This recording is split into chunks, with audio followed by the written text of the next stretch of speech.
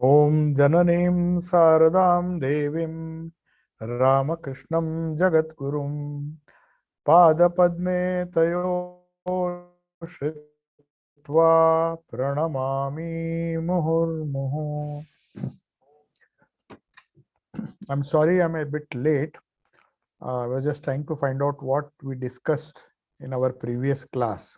So we were discussing Swami Shantananji's reminiscences. Swami Shantananji was Holy Mother's disciple and who uh, led an intense life of contemplation and japa. He was the embodiment of uh, total devotion at the feet of Holy Mother, and he spent practically his entire life, especially the last few years of his life, in total contemplation of the Ishta, doing japa always. So now he is asking a question to Holy Mother, and see the answer she gives, which would have shaped or decided how he was to lead his monastic life. So he says, what is the aim of life? Now everybody knows, but our concepts are very often a bit hazy. When we take to spiritual life, we know it is good to follow some kind of spirituality, but our goals are often changing very often. We do not know exactly what we aim to attain when we take up spiritual life. So when the question is asked, the answer seems to be very simplistic, but it is a very deep answer. Mother says the aim of life is to realize God and always remain immersed in the contemplation of his holy feet. You monks belong to the master. You have to bear one thing in mind. She is talking to one who has already taken up the path of renunciation. That is, he has decided to become a monk. Whether he was a brahmachari or he had sannyas, I do not know at that time when he asked this question. But definitely, she is referring to him as a monk because he's already taken up the decision to join the monastery. So he says, you monks belong to the master. What else will you do? He is watching over your earthly life as well as your life to come. So here she gives a kind of assurance that since you have renounced everything for his sake, for his sangha, so you have come here. So he has to watch over you and decide what he has to do with your earthly life as well as your life to come. Means in case one is born again or the life after. It can mean both. The hereafter, when you say hereafter, when we are not sure what is going to happen after death, then you just say hereafter because we do not know how long you will be, whether you will be liberated or whether you will be born again. So since you have renounced everything and come to him, it is his responsibility is watching over your earthly life as well as your life to come. So what worry do you have? Why are you worrying? You have left everything to him except whatever he decides for your earthly life or for the life beyond. Don't plan anything, that's the idea. So a monk, when you renounce everything and come to the monastery, then you don't have a will of your own, you don't have a choice of your own. So but she says, but still, since you cannot do it, though the aim is this is the aim, but she is making very clear that though this is the aim, it is not always possible to keep that goal that one should realize God and always remain immersed in the contemplation of his holy feet. It may not be possible even for monks. That's why she says, don't worry, but at the same time, can anyone think of God all the time? So even if you know this is the aim of life, how many of you are going to think of him all the time? So that's why she says, spend some time relaxing and some time absorbed in thoughts of him. That's the best you can do. You also need, nobody can be always up and doing all the time. Even if some devotees decide that they'll spend the rest of their lives just contemplating, nobody can possibly do it. Even full timers cannot do it. So, how can others do it? So, sometimes you relax. What else can you do?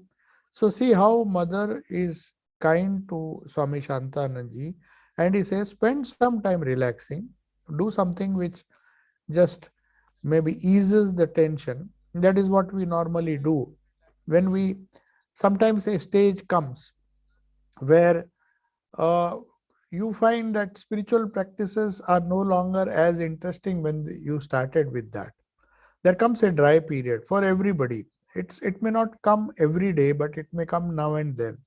You just feel a bit laxity, and you find that you are not having the same enthusiasm you had when you had maybe initiation or some kind of beginning you made to your life. Initiation actually means to start.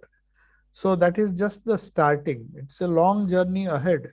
But that doesn't mean that you'll always enjoy the journey. Sometimes there'll be up, sometimes there'll be down. So what you do, what else can you do but to relax and spend some time absorbed in thoughts of him. Do as much as you can do. But then she says on the next Thursday, of course, it's in answer to this question. She says a monk must be free from anger and hatred, and he must tolerate everything. Now, this is a specific advice she is giving to Swami Shantananji. And we discussed this, we read it last time, but I'm just repeating. The master used to tell Hriday, you bear with my words and I shall bear with yours. Then only we can satisfactorily pull on. Otherwise, the cashier of the temple estate may have to be called to settle our disputes. So, Sri Ramakrishna used to say this, and Holy Mother quotes that Hriday, though he so nicely, so wonderfully served Sri Ramakrishna. Sri Ramakrishna was totally dependent on him. But now and then he used to give advice and scold Sri Ramakrishna. But he took it very sportingly. That's why he showed that he himself, Holy Mother shows that, see, Sri Ramakrishna practiced what he preached. So just as a monk must be free from anger and hatred, she's telling Shantananda, you may need to tolerate many things. You have to tolerate everything, not only many things, everything. So Master tolerated Hriday. He tolerated because he gave a very rational explanation why he's tolerating. He said, I bear with your words and you bear with mine. So there will be some difference of opinion between us.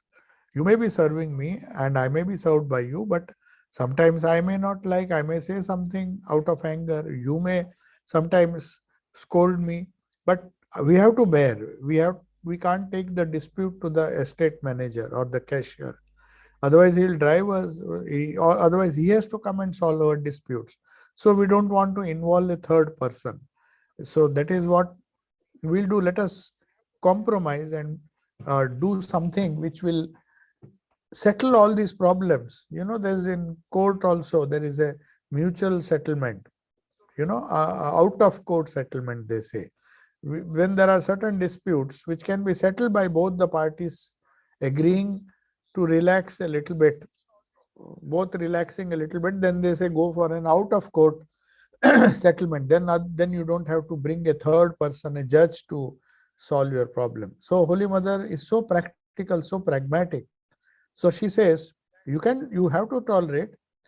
Many times others have to tolerate what you have to say. In a monastery, that is very much necessary. It's not only in the monastery. Sri Ramakrishna was living in an household. Hriday was related to him.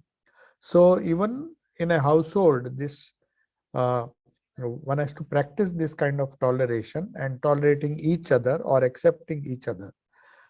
So then you see, Mother tells something which maybe modern physiotherapists or maybe those who are dealing with physical fitness, they will say.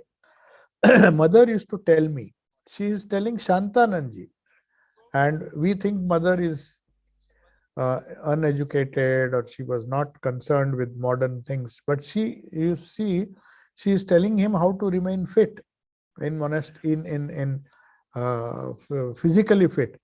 the master used to tell me. Now, she is telling what she heard from master. So you can imagine how practical and pragmatic the master was. Master told Holy Mother, because she was confined to that small Nahabat and she had joint pains and many things. So the master used to tell me, take short walks. Otherwise, you will not be able to maintain your health. If you live a sedentary life, always restricting yourself, not going out. In those days, it was so difficult for women to come out of the house because of that parda system and all, which was imposed upon Indian culture by some due to foreign invasion. This parda system, or the system where you restrict the women and that they should not expose themselves, go out as freely. It's only the men folk would do everything. So that Sri Ramakrishna broke that barrier and told Holy Mother, you should walk now and then, you go out, otherwise you can't maintain your health. And Mother says, in those days, I used to live in the Nahabat. Nahabat is a very small room. The room where she stayed is so small, and there she had to keep all her belongings, and then the cooking, everything was done in one hexagonal room. If you see that room now, it's difficult even to just stay there, leave alone having a kitchen come room to sleep. It's a single room, much smaller than the studio flats that you get nowadays. Very, very small and very congested. Not only congested, but lot of people moving, because people had to pass by the Nahabat. So there was hardly any privacy unless you closed all the doors. So remaining inside for a long time was not good for her. And you see how difficult it was her. I used to bathe in the Ganges at 4 o'clock. Obviously, in those days, bathrooms were not there. So you had to go to the Ganga to take your bath, which was a little away from Nahabat. And 4 o'clock in the morning, and would enter the Nahabat, not to come out of it again during the daytime. So you imagine how much of restrictions were placed on women in those days. So one day the master said to me, today a Bhairavi will come. She's telling about how she lived her life with so much of restriction, so much of some kind of, I mean, the restrictions were not self-imposed, they were imposed by society. That is how the society was. You were not supposed to women were not supposed to come out when in the open as they do now.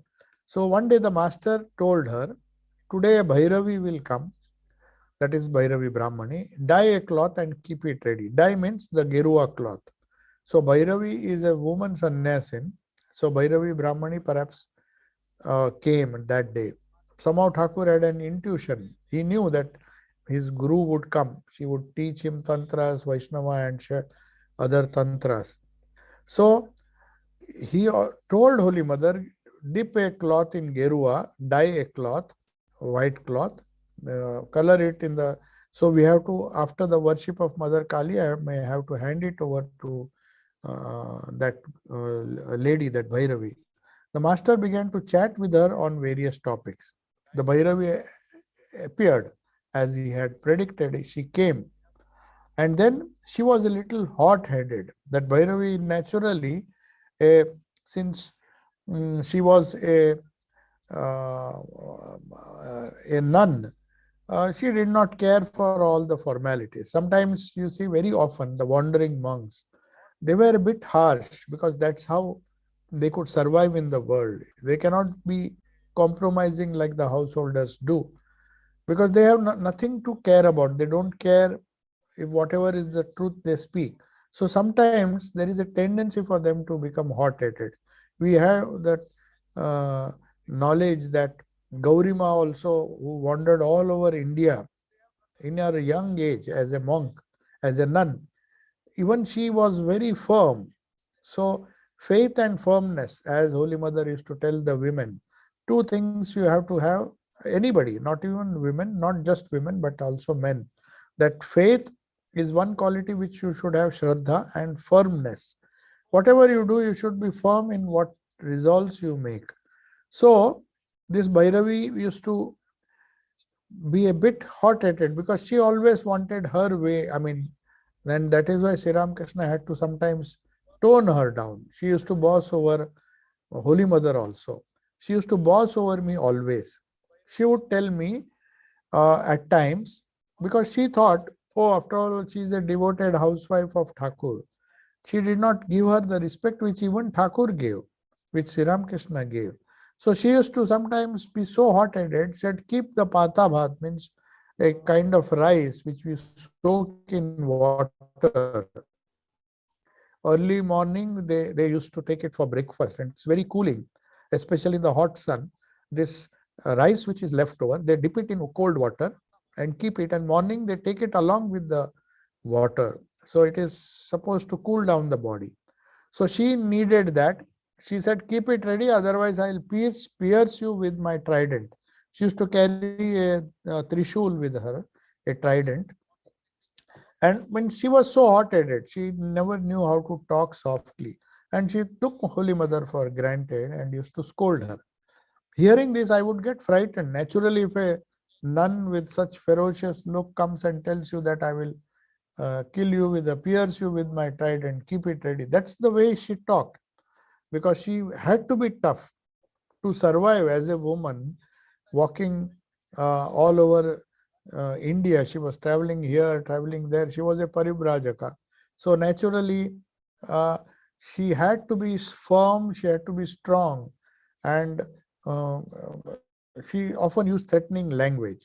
So Holy Mother used to get frightened, she says, but the master would reassure me saying, you don't fear. She is a true Bhairavi.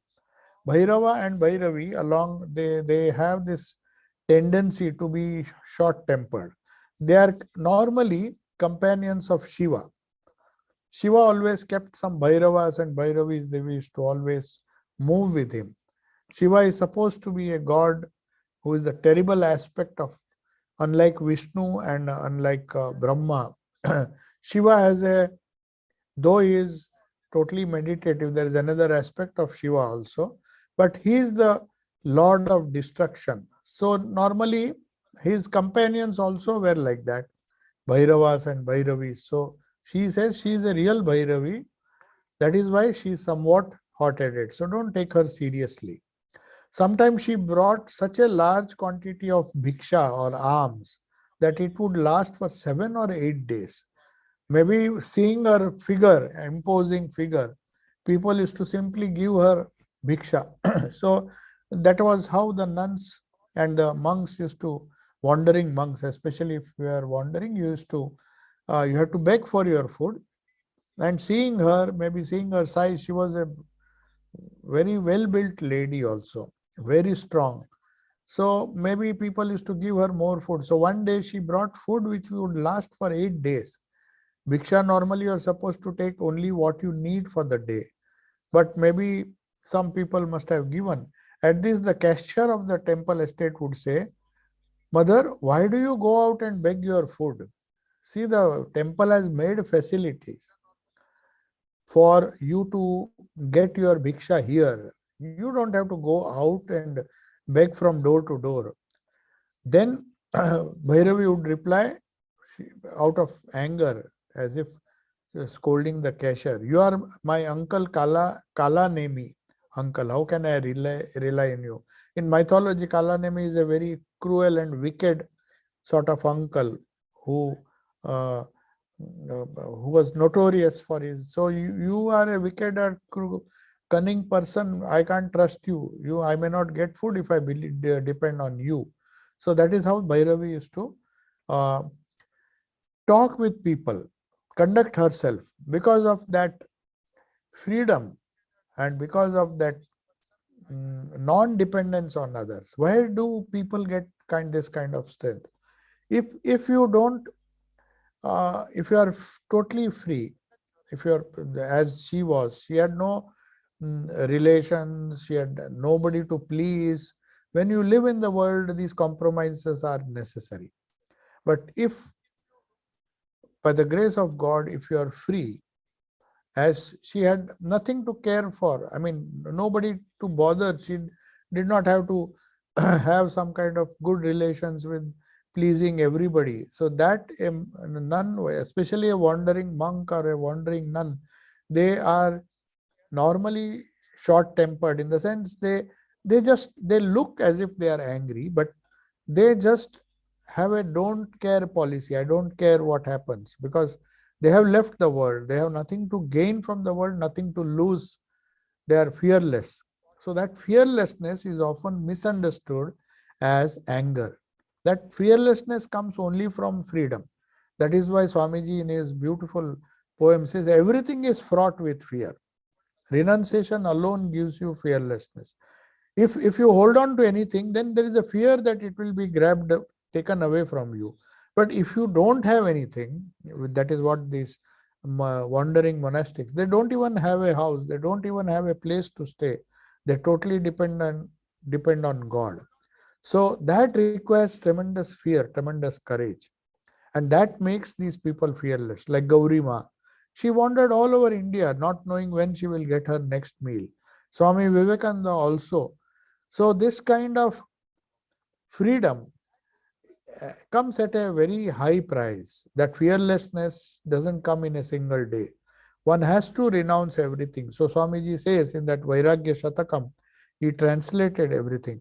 Everything in trying to acquire knowledge, there is fear that somebody will acquire more knowledge than you. In trying to acquire wealth, there is fear because somebody will be richer than you.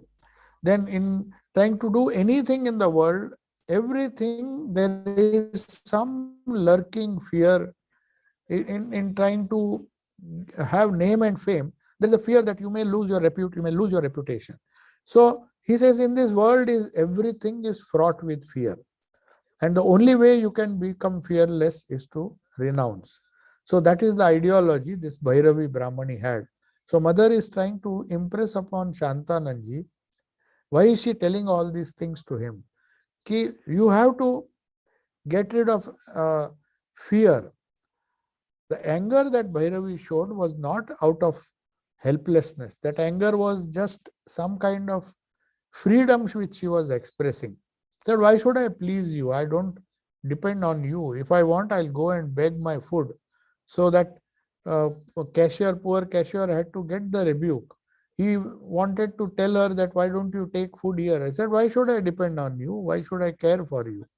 I will go and beg, as is the dharma of monastics. They are supposed to just go and beg. It is known as these parivrajakas. They have to. There are certain rules for bhiksha also, that you should not go for more than 5 houses. Some of the rules are there. You can ask in 5 houses, any random 5 houses, and go and say Bhavatu Bhiksham Dehi. That is how it is practiced in Uttarakhand. You go there, and if somebody gives, if it is your good luck, they will give you some bhiksha. If they scold you, you have to just, without even cursing them, just bear everything and go to the next house. Then you ask. After you complete 5 houses, if for some reason you don't get food, you are not supposed to go. That's how the rules are. 6th house you cannot go. Whatever you get in these first 5 houses, maximum. That doesn't mean you have to ask. If one house gives you what you need, then you can stop. But that is how this system of bhiksha works. It used to work. Of course, those days are gone. Now you have monasteries and other things where you get your food. But the reason why they did this is that you don't depend. And that is why Thakur used to once even told his disciples, when he gave them Gerua cloth, he said, please go, all of you, and bring some bhiksha food, because that is the purest food. It is not tainted. You don't do it as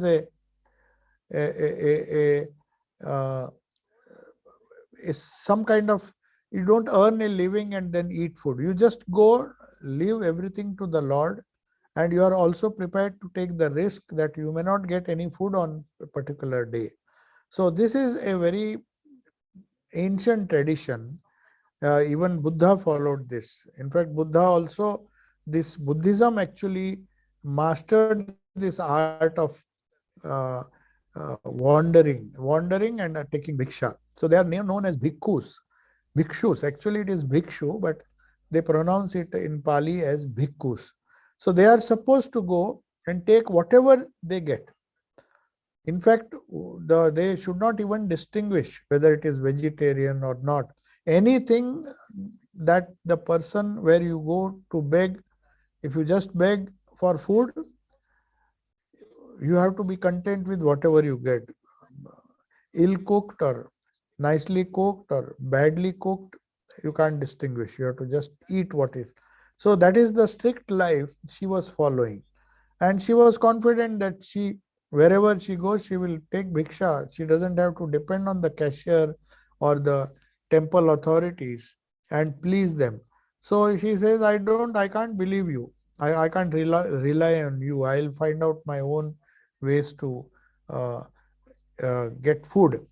So then the mother continued. During the years of his spiritual practices, the master would shrink through fear at the sight of various objects of temptation, and he would shun all these allurements. One day in Panchavati Grove, he suddenly saw a boy approaching him. This startled him, thinking, what is this? Because he thought, I am not going to have a biological child.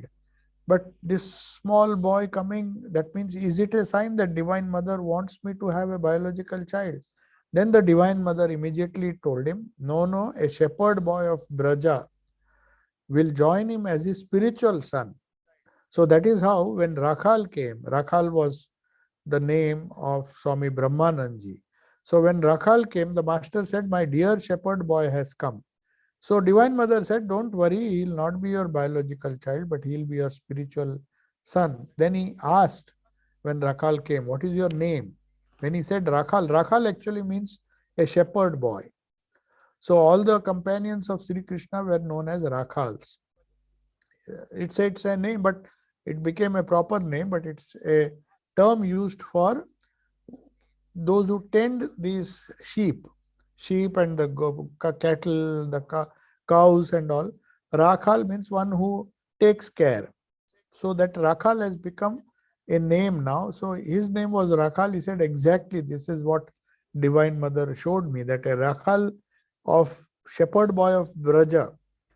So Sri Ramakrishna said that he was a companion of Krishna in his previous birth. When he saw Swami Brahmananda, who was then known as Rakhal Chandra Ghosh, he said, I saw you in the companion of Sri Krishna. So when the last days came, he was about to enter into Mahasamadhi. So Raja Maharaj, or Swami Brahmananda, as he was known, Rakhal Maharaj, he got a feeling that he saw a vision where a young boy was dancing with Krishna. A companion of Krishna came. And with that vision, he said, my time has come, my master has come, my Ishta has come. So Krishna came, Ramakrishna came in the form of Krishna just before his Mahasamadhi. And he felt he is that small boy who was dancing with Sri Krishna in a previous birth and who has now come as Rakhal. So Master then remarked, Sri Ramakrishna remarked, yes, that's right. This was exactly in keeping with what he saw at the Panchavati Grove. So what he saw, Holy Mother says, Holy Mother is just telling her reminiscences, what Sri Ramakrishna told her. So many of these incidents we come to know, which Swami Shardanji has recorded in the Gospel, Shardanji recorded in the Great Master, and we find in the Gospel there, Gospel, of course, there are M's reminiscences, but Holy Mother's Gospel, unlike the Gospel of Sri Ramakrishna, is made of reminiscences of so many people. So now this Shantananji has heard from Holy Mother, and he is now putting it in this book, in the original Mayar Katha. So the difference between the Gospel of Sri Ramakrishna and the Gospel of Sri Ma Sarada Devi is, here we have a collection of different people, whereas there it is only M who has recorded whatever he heard, whatever he saw, and whatever took place when he was present. So Gospel is a first-hand information, whereas here also it is a first-hand information of many people. So Shantananji was one of them. So he is telling what mother told him about Sri Ramakrishna. Then mother is telling one more incident. Hajra once told master, Hajra was a devotee who used to pretend that he is a great devotee. He had left his wife and children at the mercy of his in-laws, and he was just in the name of renunciation, he came and stayed in Dakshineshwar and used to misguide Naren and other people. He was a mischief maker. But Swami Sri Ramakrishna tolerated him also. In fact, he was once very angry with him because he would tell others wrong things and misguide Sri Ramakrishna's own disciples, like Naren. So he got angry, but then he did not bother. He saw that even Rakhal's presence is mother's wish. He is come, he is a troublemaker. So we also have to learn from these troublemakers. They also have a purpose to serve in improving our patience, in improving our titiksha and all those things. So Hajra used to always create confusion, and Sri Ramakrishna was so innocent that sometimes he inadvertently believed in what Hajra said. So Hajra once told Sri Ramakrishna, why do you think so much about Narendra, Rakhal and others? Why don't you immerse your mind in thoughts of God all the time? I mean, he was trying to say that you are too much attached to your disciples or these young people. The master said, all right, I'll keep my mind immersed in God. So, and saying this, he went into samadhi and his hair stood on end. He continued in that state for about an hour. Then Ramlal began to utter the names of different gods and goddesses. After he had done this for a long time, it was so difficult to bring the master back on the normal plane. When he regained his bodily consciousness, when his samadhi had passed, he remarked to Ramlal, did you notice the mental state into which I enter whenever my mind dwells on God? That is why I keep my mind at a lower level by thinking of Narendra and others. Ramlal said, no, please continue to stay in your own mood. So in Sri Ramakrishna's case, it was not attachment to these people that kept his mind down. His mind would spontaneously remain in samadhi. In that state, he could not communicate with people. If that happened, if the body consciousness goes, then how will he teach the world? How will he spread his immortal message? So to keep his mind down, he had to forcibly think of these devotees like Narendra and others also, householder devotees. So he says, but Ramlal said, no, please continue to stay in your own mood. Means he was keen that why should Sri Ramakrishna sacrifice and bring his mind down to a lower plane?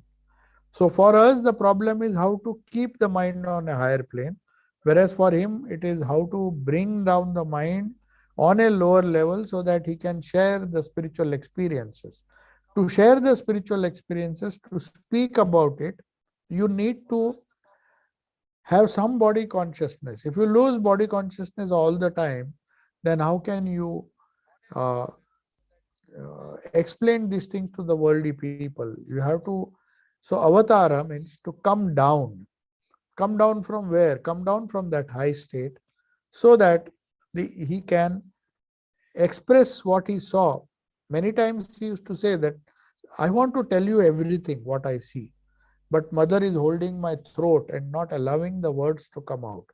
Means there are many things, many visions, many experiences he could not simply express because that was not the mother's wish. But most of the things that he expressed, whatever we have, it is itself a huge treasure of spiritual experiences which have been recorded by those who heard it.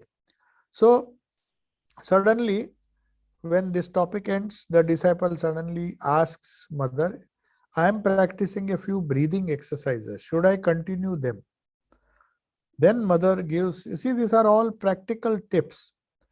She says, you may practice them a little of pranayama. Even Swami Vivekananda said, just breathing in and breathing out.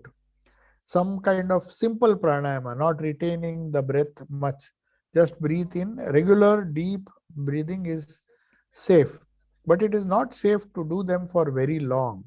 It may throw you off your balance. What need is there of breathing exercises if your mind becomes concentrated on its own? So the whole idea behind pranayama, she is explaining that pranayama is not for anything. It is just to focus the mind. If regular breathing helps you to become your mind to become concentrated, then it's to be done. But if your mind is automatically concentrated, that's why they say when you do japa continuously in a rhythmic manner, there is the pranayama going on automatically. It is like the subtler thing controlling the grosser thing. So we do pranayama to control our mind, but if we control our mind, pranayama automatically happens. Then there's no need for breathing exercises. So, but the second thing she tells is very important, that if you do it for long, pranayama means controlling of the prana, that is a force.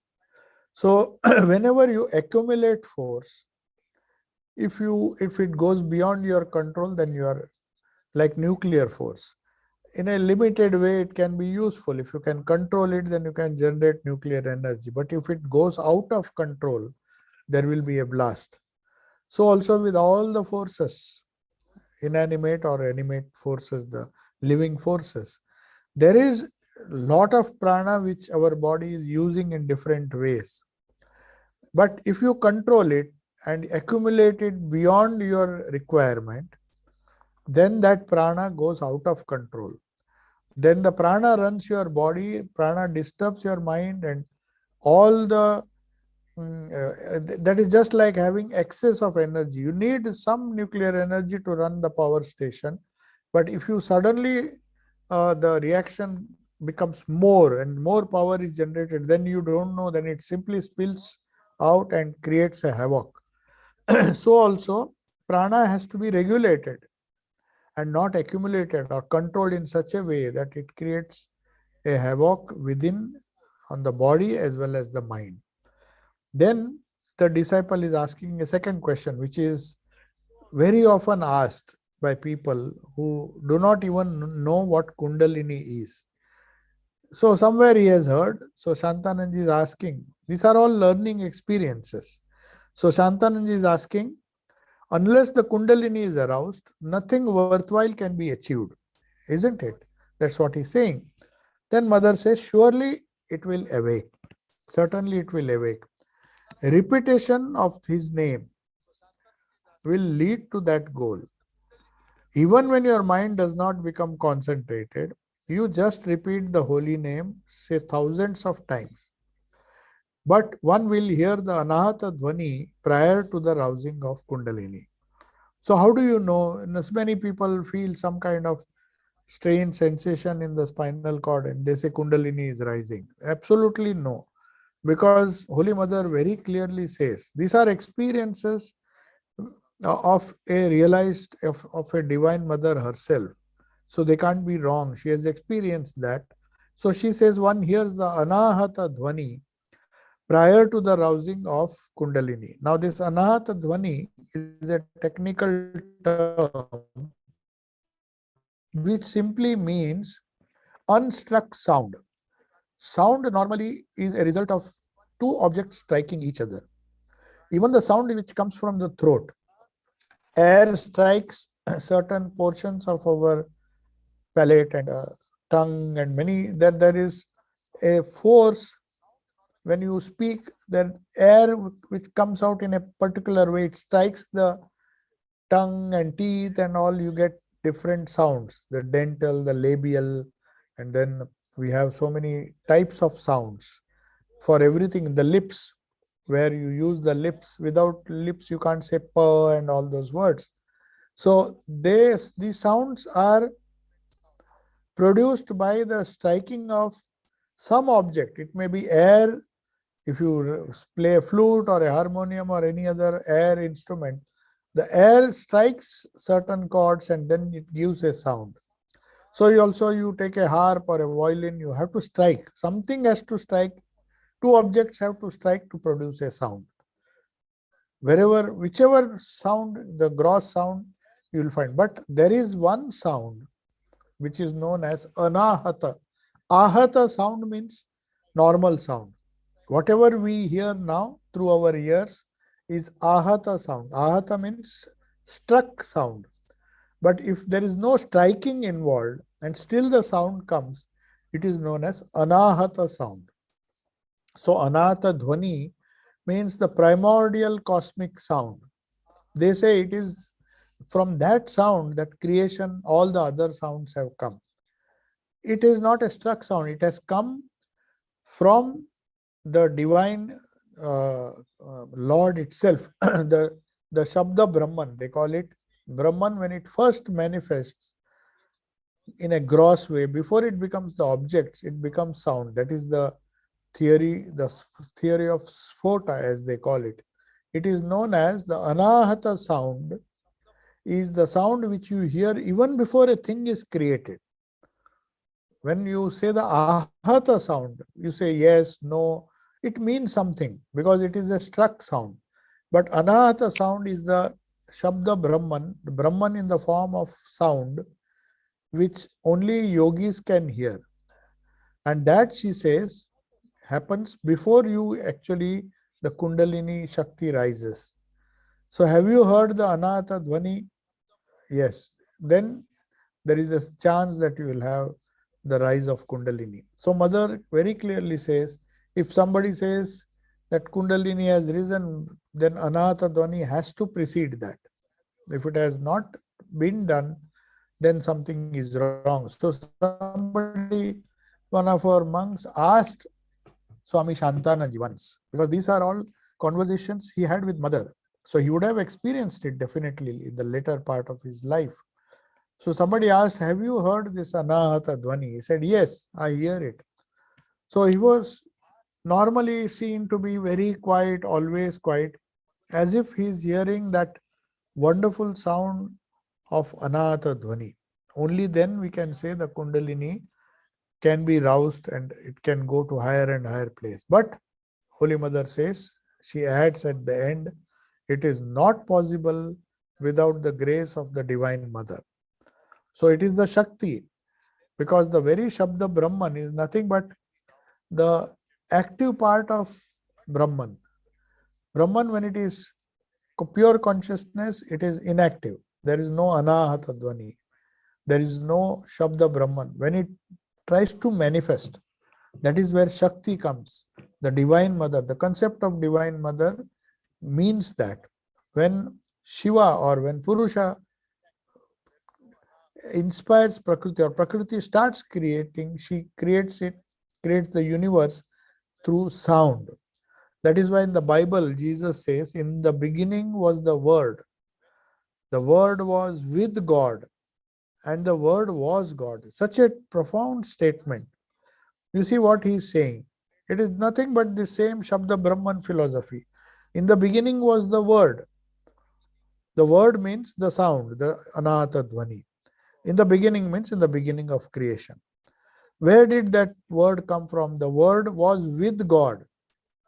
So it was with Brahman, or Brahman, the sound came out of Brahman, it was with.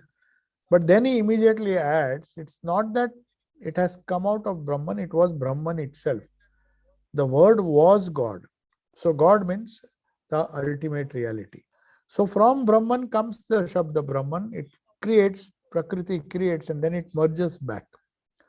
So this is what Holy Mother says, that don't think this Anahata Dhvani or the rise of Kundalini will help without the grace of the Divine Mother, because it is Shakti who binds you by manifesting this Shabda Brahman, and the whole creation comes. Then we feel suffering, we feel sorrow, because we get bound more and more, and that's the same grace of the Divine Mother helps us to get rid of bondage and take the reverse route and go back. That is the whole secret or the whole science of japa.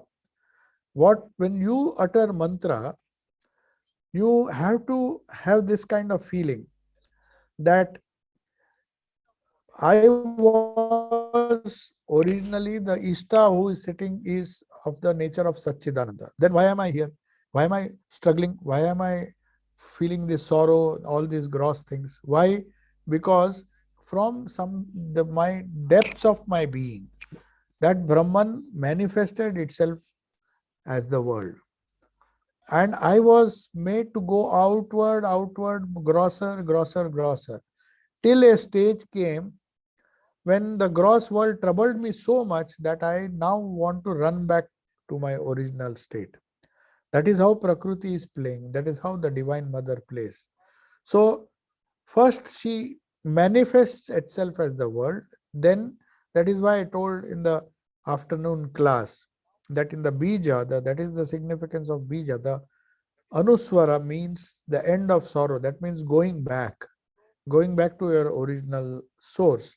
So when you do japa with that idea, that every repetition of the mantra is taking me inside, not outside. Unfortunately, we do japa for our outward growth.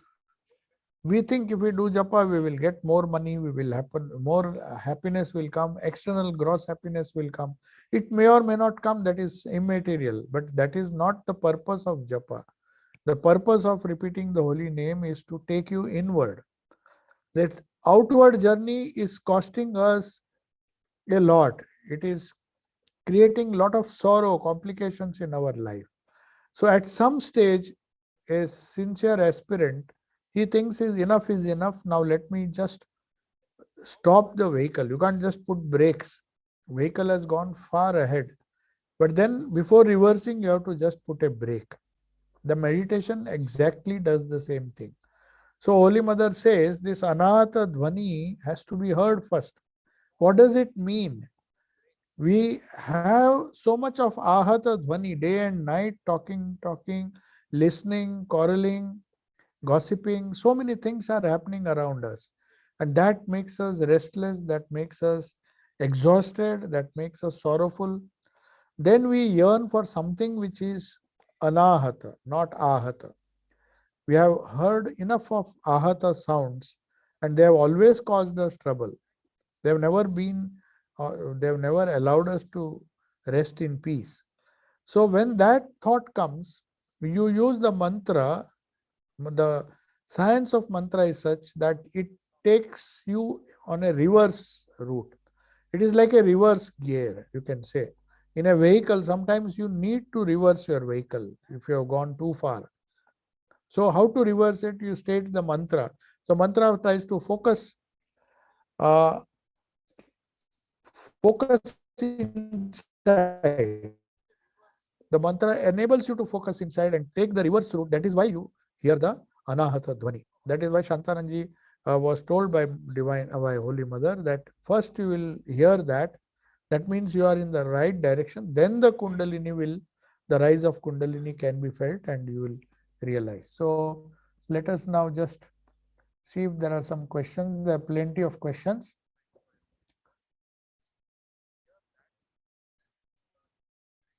Oh, there is some issue with the audio. I don't know. Anyway, I hope all of you were able to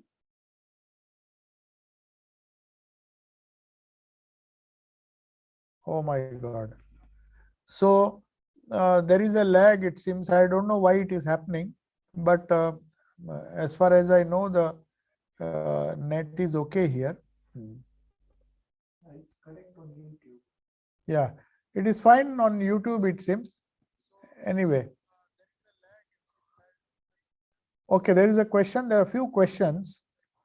Some of them. Is there any book on Gauri Ma? Yes, it is there on the internet. If you are keen to read that, I will put it on WhatsApp. It's a very inspiring book, this Life of Gauri Ma. It is there freely available. It's in the open source, so it can be shared to anybody. I'll download it and post it in our WhatsApp group. Those who are interested, they can read. Now there is another question, a chapter on her in They Lived with God. Yes, that definitely They Lived with God is another book where Chetananji has nicely written something. I mean, some wonderful things about Gaurima.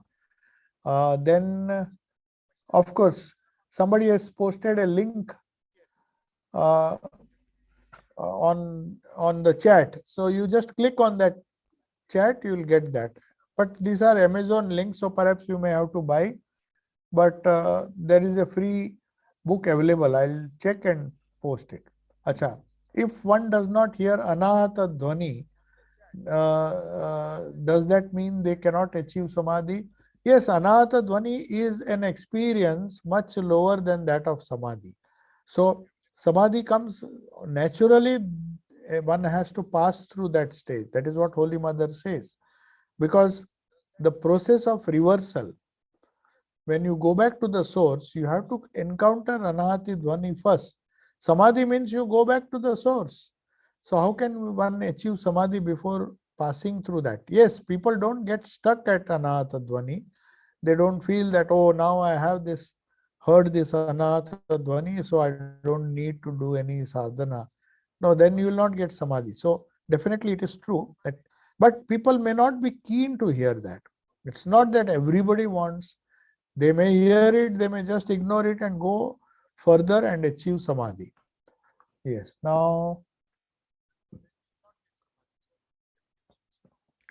okay, so there is a message that you could hear everything. So I'm very thankful that uh, you gave me a patient hearing. I don't know how many times the audio lagged, but most of them, it appears, could hear everything. So I hope I have answered all the questions. Sorry for being a bit late because there was one more session at 3 o'clock, which you can get on YouTube. Even this session will be on YouTube for those who have missed it. But the previous session was on Sri Ma Sarada Devi as Saraswati, because today is Saraswati Puja. So, Sri Ma Sarada Devi as Saraswati. What are the characteristics? What is Saraswati? How the Vedas describe Saraswati? What is the meaning of this divine aspect of God, which is known as Saraswati? The Shakti, Saraswati, and all the other feminine aspects of God, they are all different Shaktis, but they have some particular function. Saraswati is giver of knowledge. So there are other. Durga is the destroyer of evil, and there are so many different roles Shakti plays, because the way to salvation or the way to mukti or the way to attain Brahman is not the same for everybody. So each one has a unique path, and some have the path of knowledge, some have used the path of devotion, some use the path of karma. So depending on that, there is a huge big choice that Hinduism or Vedanta offers us, with or without deity. Even if you don't believe in a deity, still, but this idea of mantra, idea of a deity, which is a concretized principle, you cannot imagine or you cannot think of the truth of Vedanta, which is Brahman, in your mind. So you have to try to personalize that, or try to see those qualities in a person. So I want to know what Brahman is, but I can't do it because my limit of my mind is, it cannot go beyond a certain limit. So you have to have some Ishta, some God who you consider as the ultimate reality, or such, that is the ultimate Satchidananda or reality. So that reality comes to us in a human form as a avatara or as a deity like Saraswati, and helps us to undertake our reverse journey from going from fine into gross, to from gross to fine, and then going back to the source. So this is a cyclical journey. Everybody, Swami Vivekananda says, no matter how gross you become, even if the worst person, even if he becomes as evil he wants to be, he'll say, no, I just want to become gross, I want to become an evil. Still, he says, a day will come when he will take a turn, he will take a circle. It may take time, but nobody will be doomed forever. Some stage of their life, they will take a reverse turn, because that is how the world is created. You start, in the beginning was the Word was with God, and the Word was God. So if the Word was God, then you have to go back to God through all our efforts. Through Word means the Shabda Brahman, which manifests itself as the universe and all the activities. It is a difficult concept to understand, but that is how the whole creation took place. And whether you get it in the Bible or you get it in the Upanishads, the idea is same. The world moves in a cycle. We come out of the Lord, we come out of pure consciousness, it becomes gross. For a moment, it appears to be full of sorrow, full of restlessness. And then when the limit comes, then you take a reverse turn. You find that you have gone far ahead and things are not improving, things are getting worse day by day. The grossness of the world gives us blows. That is why in the Raj Yoga, the last few verses which we have not discussed, uh, Patanjali gives a beautiful example.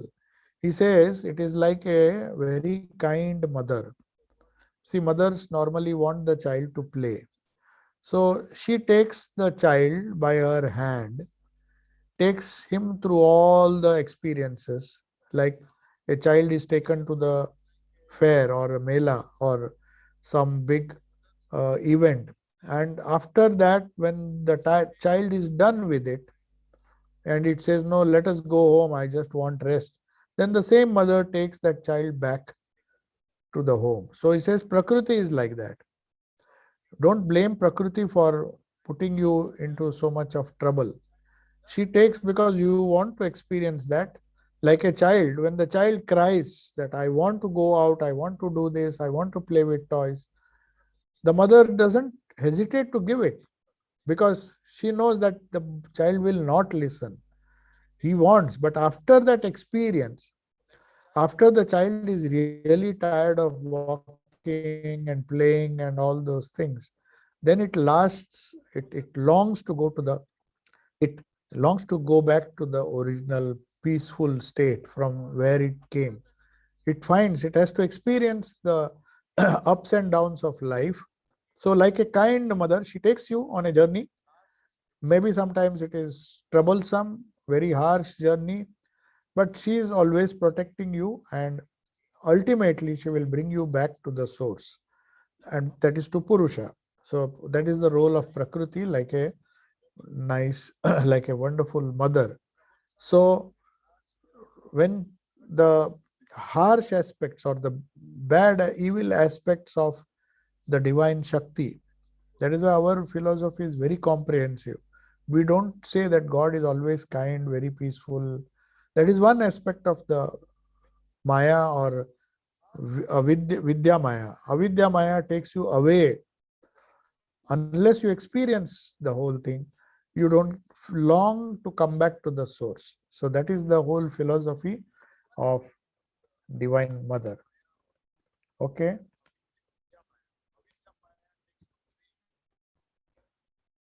There is a few messages more. Yes. Now somebody has sent one more message. Is it okay to continue doing japa during daily work, as sometimes it's not possible to contemplate at times like driving or some such other tasks? Yes, while driving, better don't do. You have to focus. Japa is not everything. You see, it is something, even there is a thing known as karma yoga.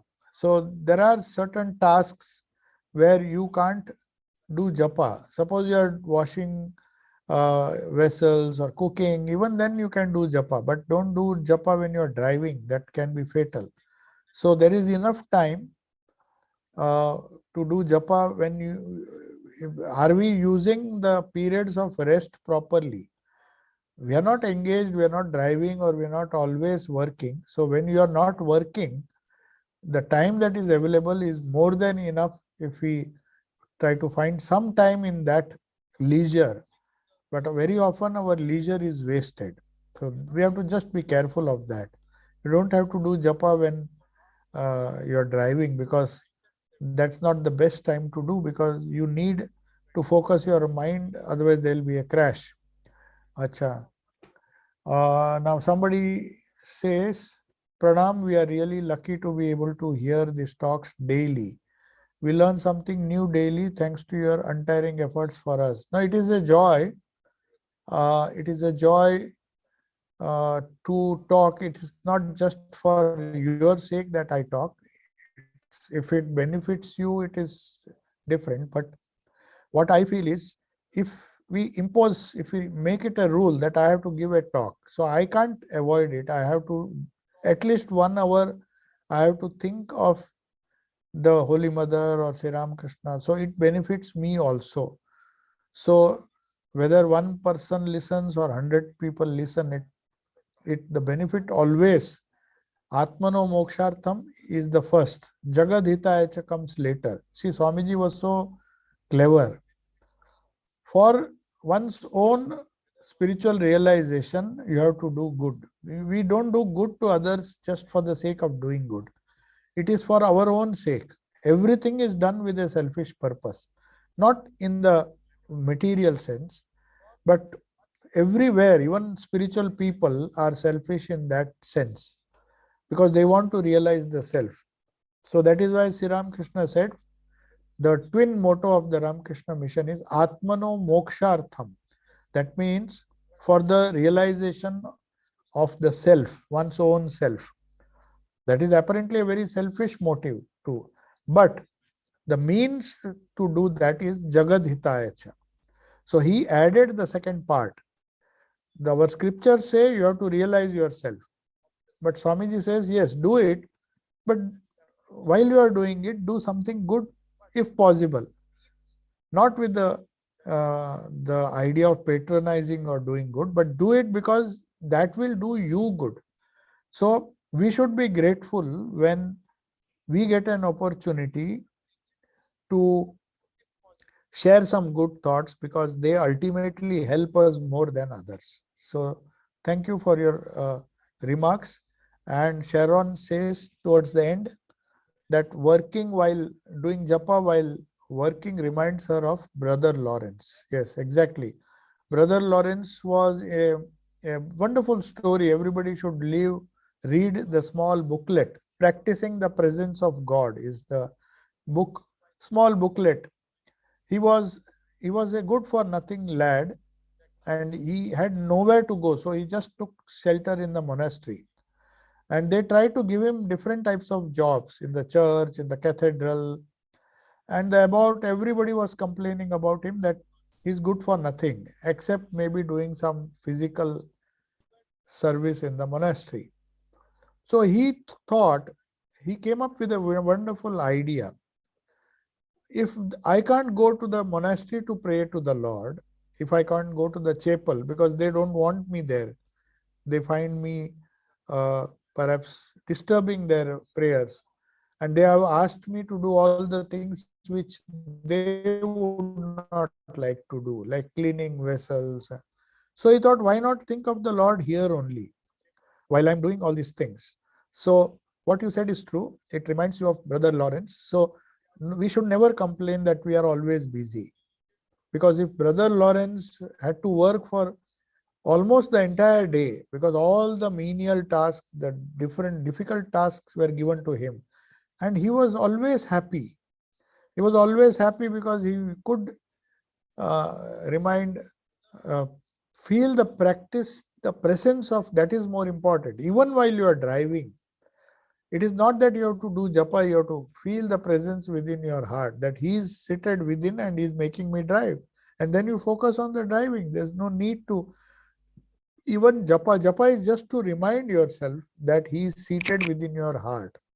He has not gone anywhere. He is trying to inspire you sitting in the heart. So the idea of practicing the presence of God, as Brother Lawrence did, was to remember him, because he was not trained in formal prayers. He did not even know how to pray. Perhaps he did not even get a job as a priest so that he can repeat the prayers and study the scriptures, study the Bible and all those things.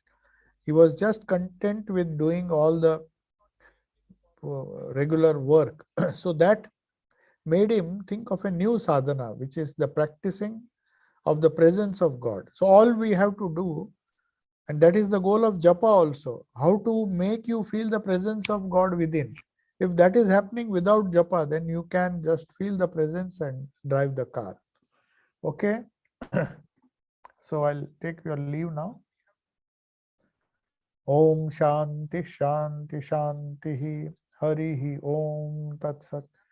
Sri Ramakrishna Arpanamastu.